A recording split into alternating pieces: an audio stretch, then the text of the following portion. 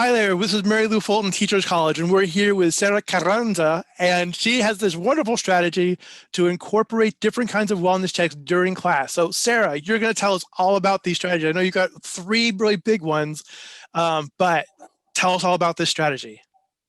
Thanks, Bill. So yeah, wellness, right? Totally inspired by our student services team to really not be afraid of incorporating wellness, and knowing that with the pandemic and teaching, through ASU Sync, we had to be really aware of what's going on in our students' lives. And we all do that very naturally, but it didn't seem as natural in the internet world. But I found that it really wasn't that different. And so the first of my three strategies is something that I learned from a training that I took when I was a high school teacher called Capturing Kids' Hearts. And it's called Good Things. And it's as simple as dedicating the first 5 minutes of class and asking the students, like, what good things are going on in your lives? And obviously modeling that, but also, picking specifically different students each time that we met to share out those good things. Doesn't last any more than, that 5 minutes. It can be as short as 3 minutes.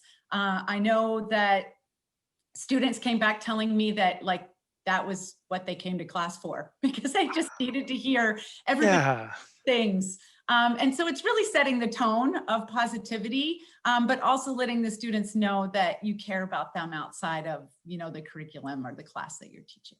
Absolutely.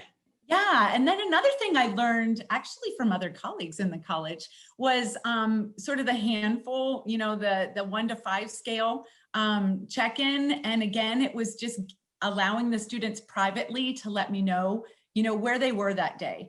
And so in the private Zoom chat, they would list, a 1 to a 5, 5 meaning they were ready to go, their pants were on fire, and they were, ready to participate, and they were going to uphold the class, every time that I would solicit some participation, to a 1, which is, I'm here, but I really just kind of need to sit back and listen and watch.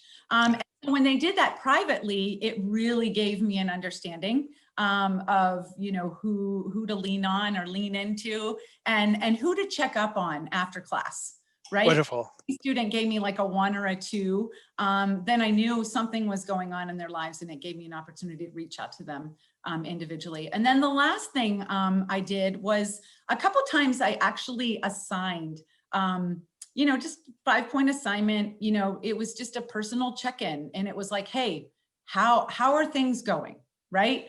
So give me a gauge. Like, are you feeling like you have balance in your life, or don't you? And then another guiding question in those check-ins was, what can I do, to meet your needs, Yeah. And so again, just got glaring, feedback saying, thanks for even asking. And so I think it's really easy, especially, when we have our limited time to teach our courses, and we're in this, asynchronous, where we got some students in person, other students online, to try to fit everything in. But I really found that by prioritizing wellness, that the students were, really more willing and engaging to show up and participate.